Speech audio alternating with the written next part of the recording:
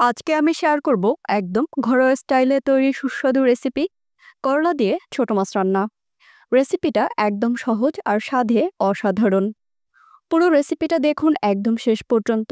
চলুন তাহলে শুরু করা যাক। আসসালামু আলাইকুম, আশা করছি সবাই ভালো আছেন। এখানে প্রথমে আমি কড়াইয়ে তেল গরম করে নিয়েছি।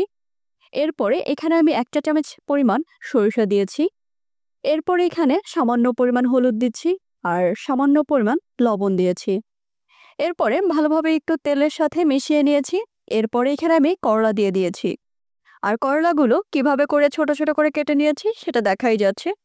যেহেতু আমি ছোট মাছ দিয়ে রান্না করব, এর জন্য করলা আমি এভাবে করে কেটে দিয়েছি। ঠিক সাইজটা এরকমের হবে।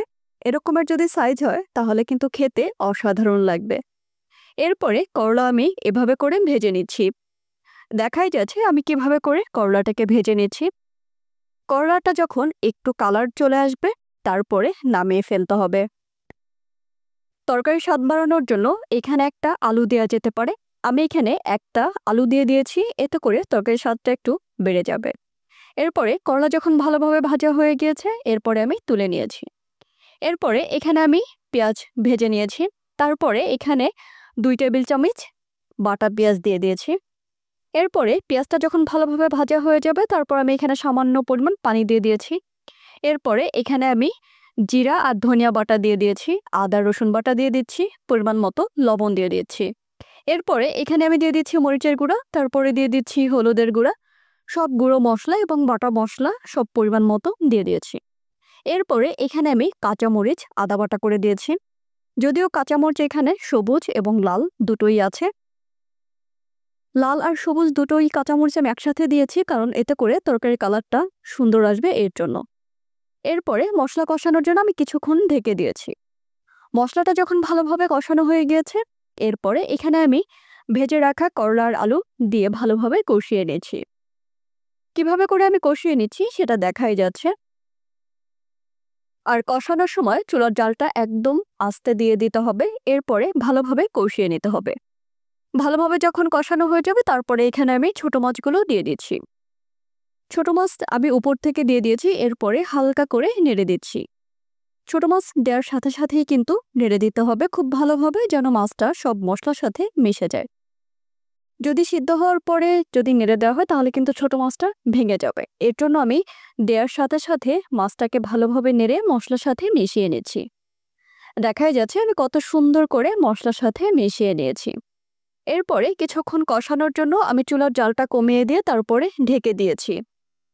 এরপরে ভালোভাবে যখন মাছ আর করলা কষানো হয়ে গিয়েছে এরপরে পরিমাণ মতো পানি দিয়ে দেব রান্না করার জন্য। পরিমাণে পানিটা অল্প দিতে হবে, যেহেতু ছোট মাছ রান্না করতে অত বেশি পানির প্রয়োজন হবে না, এর জন্য খুবই অল্প পরিমাণ পানি দিয়ে দিয়েছি। আর যেহেতু ঝোল হবে না তাই ওইভাবে পরিমাণ মতোই পানিটা দিয়ে দিতে হবে। এবার অনেকের মধ্যে অনেক প্রশ্ন আসতে পারে যে করলা দিয়ে মাছ রান্না করলে তিতা লাগে কিনা। এভাবে করে অবশ্যই ট্রাই করবেন। করলা দিয়ে মাছ রান্না করলে একদমই তিতা লাগে না, খুবই অসাধারণ একটা তরকারি হয়। তবে এর সাথে যদি আরও কিছু যুক্ত করা হয় তাহলে কিন্তু এর স্বাদ আরও বেশি বেড়ে যাবে। এর সাথে আরও বলতে কালো জিরা যদি কেউ পছন্দ করেন খেতে তাহলে কালো জিরাটাও যুক্ত করা যেতে পারে।